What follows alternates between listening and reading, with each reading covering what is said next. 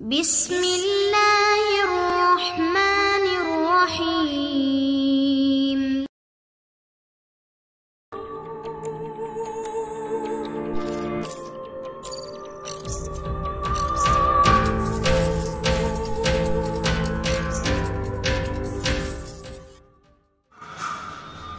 السلام علیکم دوستو، Imran series novel black face by Mazhar Kaleem MA۔ اگر آپ نے ابھی تک ہمارے چینل جاسوسی دنیا کو سبسکرائب نہیں کیا تو سبسکرائب کریں اور بیل آئیکن پر کلک کیجیے۔ عمران اور اس کے ساتھی گھنے جنگل میں تیزی سے آگے بڑھے جا رہے تھے۔ آگے جوزف تھا، اس کے پیچھے عمران اور پھر باقی ساتھی تھے۔ ان سب کے ہاتھوں میں مشین گنیں موجود تھیں۔ جوزف چوکنے انداز میں آگے بڑھا چلا جا رہا تھا۔ اس کا انداز بالکل ایسے تھا جیسے کوئی درندہ شکار کی بو سونگھ کر آگے بڑھ رہا ہو، لیکن ساتھ ساتھ اس کی کوشش تھی کہ شکار تک اس کی آہٹ بھی نہ پہنچ سکے۔ جبکہ عمران بڑے مطمئن انداز میں آگے بڑھا چلا جا رہا تھا۔ ابھی تک شاذلی پٹی کے سرخ درختوں کا جنگل انہیں نظر نہیں آیا تھا، لیکن انہیں کوئی درندہ بھی نظر نہ آیا تھا، اس لیے وہ اطمینان سے آگے بڑھے جا رہے تھے۔ اچانک جوزف ٹھٹک کر رک گیا۔ کیا ہوا؟ عمران نے چونک کر پوچھا۔ یہاں قریب ہی کوئی انسان موجود ہے باس۔ تو تمہارا مطلب ہے کہ ہم جو تمہارے قریب ہیں نا؟ عمران نے ہنستے ہوئے کہا۔ میں آپ کی بات نہیں کر رہا باس، ایک منٹ، جوزف نے کہا، اور اس کے ساتھ ہی اس نے ایک غوطہ لگایا اور تیزی سے دائیں طرف کی جانب گھستا چلا گیا۔ چند لمحوں بعد کسی انسان کی ہلکی سی چیخ کی آواز سنائی دی۔ اس بار عمران اور اس کے ساتھی بے اختیار اچھل پڑے۔ اس کا مطلب ہے کہ واقعی یہاں کوئی قبائلی موجود تھا۔ اس کا مطلب ہے کہ ہماری یہاں باقاعدہ نگرانی ہو رہی ہے، عمران نے کہا۔ اسی لمحے جوزف کسی آدمی کو کاندھے پر اٹھائے واپس آتا دکھائی دیا۔ یہ چھپا ہوا تھا۔ جوزف نے اسے عمران کے سامنے ڈالتے ہوئے کہا، یہ شامبو کی طرح قبائلی تھا۔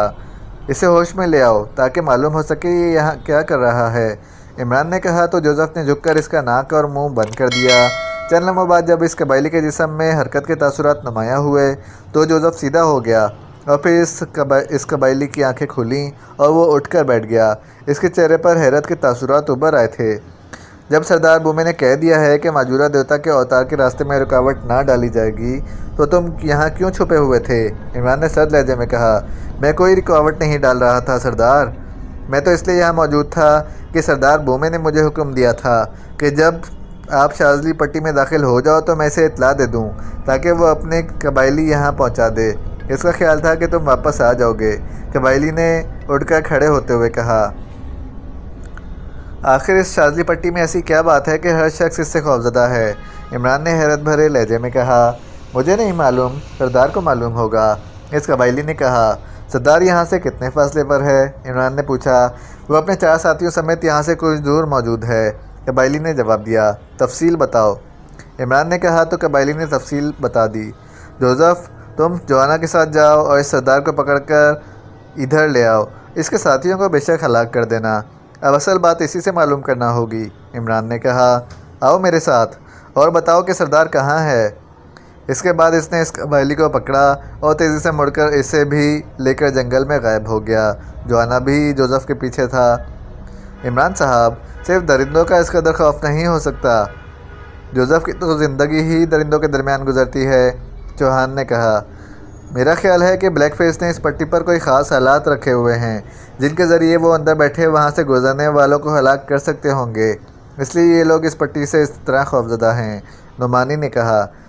اگر میرے ہاتھ لوڈ لگ گیا تو معلوم ہو جائے گا، عمران نے کہا۔ تقریباً آدھے گھنٹے بعد جوزف کے کاندھے پر سردار بومے بے ہوشی کے عالم میں لدا ہوا وہاں پہنچ گیا۔ ہوائی فائرنگ کی آوازیں تو سنائی نہیں دیں، جبکہ جتنی جلدی تمہاری واپسی ہوئی ہے اس سے تو یہی ظاہر ہوتا ہے کہ یہاں قریب ہی موجود تھا۔ جناب یہ اکیلا تھا، میں نے اسے دبوچ لیا اور پھر بے ہوش کر کے اسے یہاں لے آئے ہیں، اس کے ساتھ اور کوئی نہیں تھا، جوزف نے کہا۔ تو عمران نے اس بات میں سر ہلا دیا۔ اسے ہوش میں لے آؤ، عمران نے کہا۔ تو جوزف نے جھک کر بے ہوش پڑے ہوئے سردار بومے کا ناک اور منہ دونوں ہاتھوں سے بند کر دیا۔ چند لمحوں بعد اس کے جسم میں حرکت کی تاثرات نمودار ہونے لگے تو جوزف سیدھا ہو گیا۔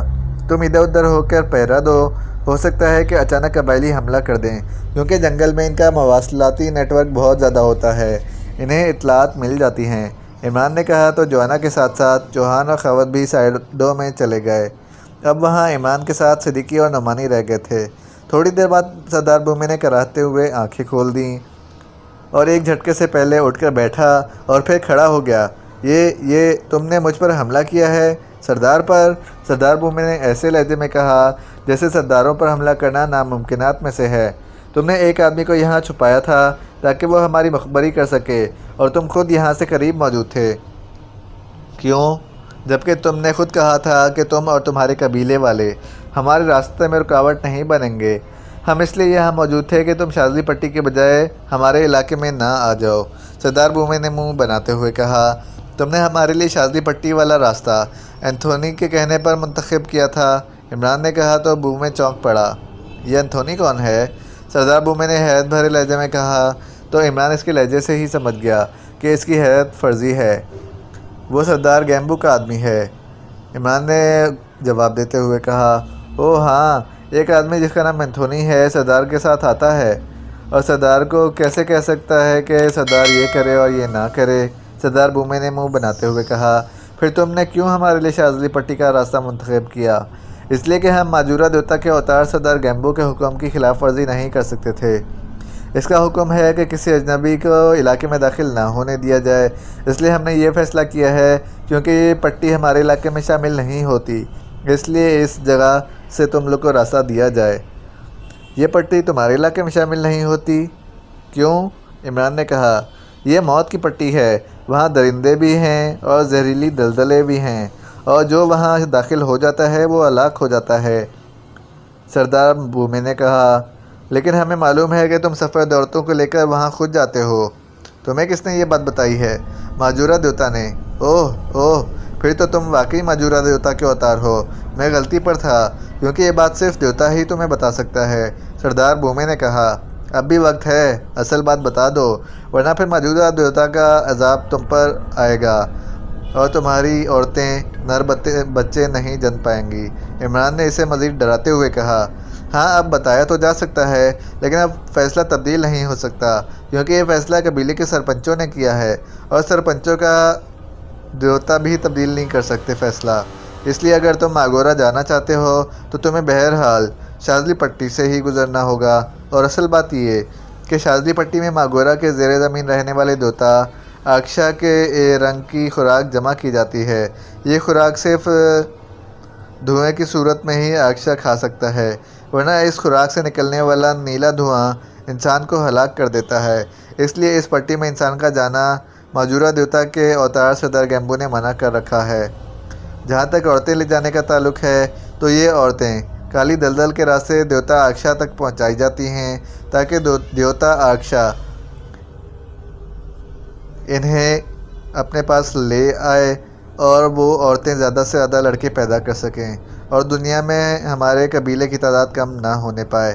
سردار بھومے نے تفصیل سے بتاتے ہوئے کہا، تم بھی تو ایک سیاہ سفید فام عورت کو اپنے پاس رکھ لیتے ہو، اس کی کیا وجہ ہے؟ عمران نے شامبو کی بتائی ہوئی بات پر کہا، ماگورا دیوتا نے یہ بھی تمہیں بتا دیا ہے؟ ہاں، یہ عورت اس لیے پاس رہتی ہے کہ اس کے وہاں موجودگی سے آکشا دیوتا کے قبیلے کی عورتوں کو بھی زیادہ سے زیادہ بچے پیدا کرنے کی طاقت دیتا ہے۔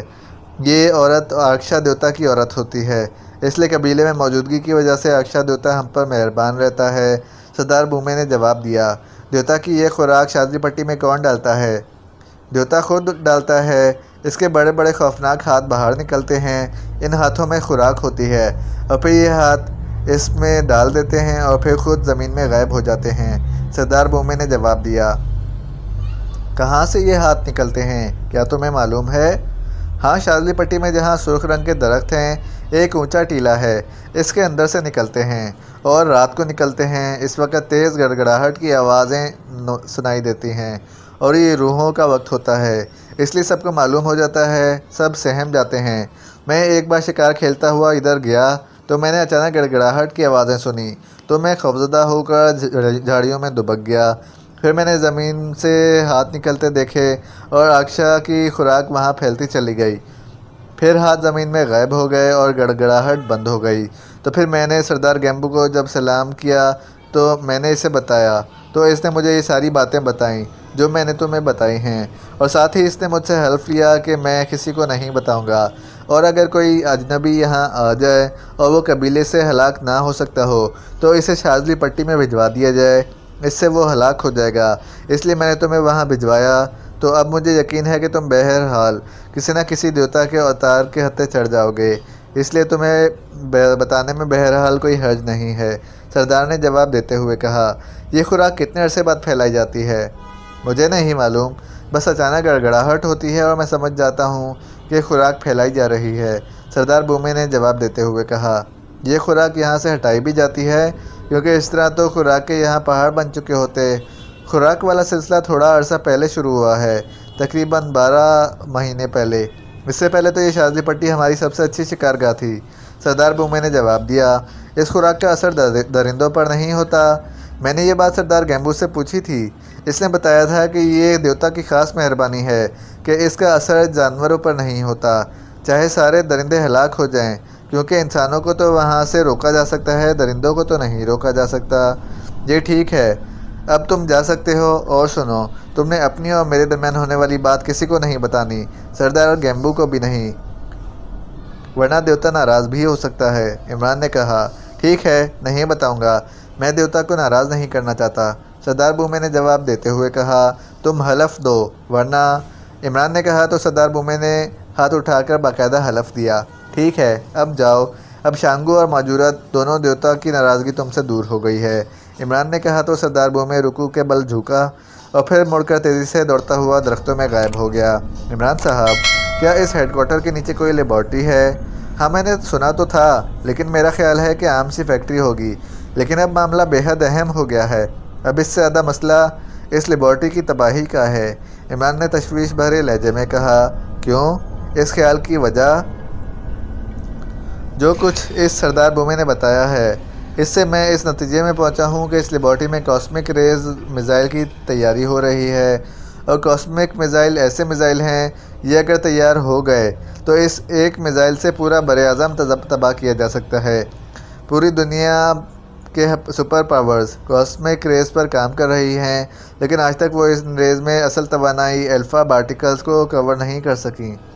لیکن جہاں تک میرا خیال ہے، یہ بہرحال یہودیوں کی تنظیم ہے، اور بہرحال اس لیبارٹری کو تباہ کرنا ضروری ہے۔ عمران نے سنجیدہ لہجے میں جواب دیتے ہوئے کہا، کاسمک ریز تو عمران صاحب سورج سے زمین پر آنے والی ریز کو کہتے ہیں، اس پر تو پوری دنیا میں ریسرچ ہو رہی ہے، اور اس کا انتہائی سستا متبادل سامنے آ سکے، اس لیے لیبارٹری میں جو کچھ ہو رہا ہوگا۔ پھر آپ اتنے پریشان کیوں ہو گئے ہیں؟ کاسمک ریز پر تو توانائی کے متبادل کے لیے کام ہو رہا ہے، لیکن ایسی ریز کے اندر ایک خاص عنصر ہوتا ہے جسے سائنسدان خاص قسم کی ریز کہتے ہیں۔ یہ اس قدر خوفناک توانائی کی حامل ہوتی ہیں کہ کوئی بھی انہیں ماپا ہی نہیں جا سکتا اور نہ کور کیا جا سکتا ہے۔ یہ سمندر میں موجود توانائی کو اگر کور کر لیا جائے تو پھر اس قدر تیز طاقتور ریز ثابت ہو سکتی ہیں کہ شاید اس کی ہلاکت کے بے پناہ اثر کا تصور بھی نہیں کیا جا سکتا۔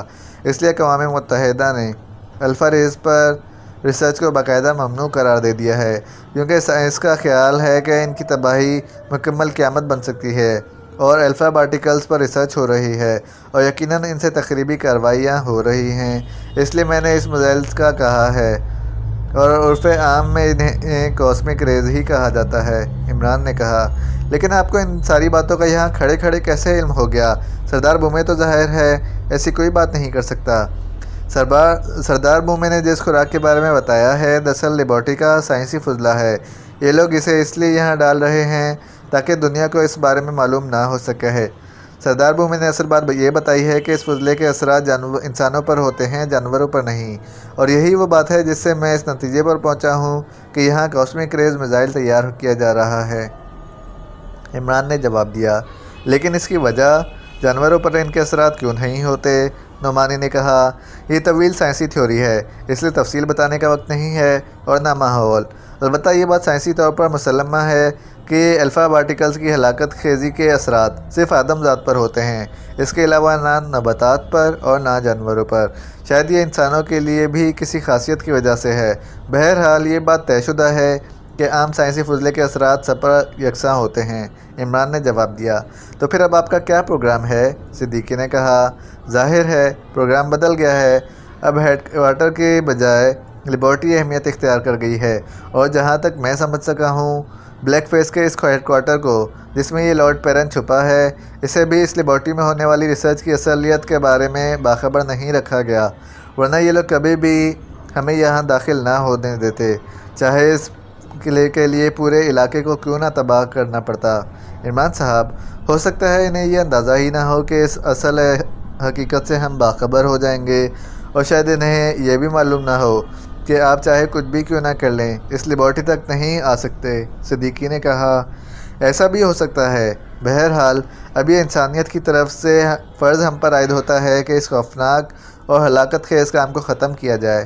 عمران نے کہا، عمران صاحب، اگر اس کا فارمولہ ہم پاکیشیا لے جائیں تو پاکیشیا کے لیے فائدہ مند نہ ہوگا؟ اس بار نعمانی نے کہا، پہلی بات تو یہ ہے کہ اس قدر خوفناک اور ہلاکت خیز چیز کہیں بھی نہیں ہونی چاہیے۔ دوسری بات یہ کہ اگر سپر پاورز کو بھنک بھی پڑ گئی تو پھر پاکیشیا عذاب سے دوچار ہو جائے گا، اس لیے عافیت اسی میں ہے کہ اسے خاموشی سے تباہ کر دیا جائے۔ عمران نے جواب دیا، پھر اب کیا کرنا چاہیے؟ صدیقی نے کہا، اب ہمیں ہر صورت میں واپس جانا ہوگا، کیونکہ اس کو ہم فضا میں واقعی زندہ نہیں رہ سکتے۔ اس کے لیے خصوصی آلات ایکریمیا سے منگوانے پڑیں گے، اس کے ساتھ ایسے آلات بھی جو اس فضلے کو باہر نکالنے والی کمپیوٹرائز کرینوں کو حصے کو کھول سکیں، تبھی ہم اندر داخل ہو سکیں گے، ورنہ نہیں۔ عمران نے فیصلہ کن لہجے میں کہا تو صدیقی اور نعمانی نے اس بات میں سر ہلا دیے۔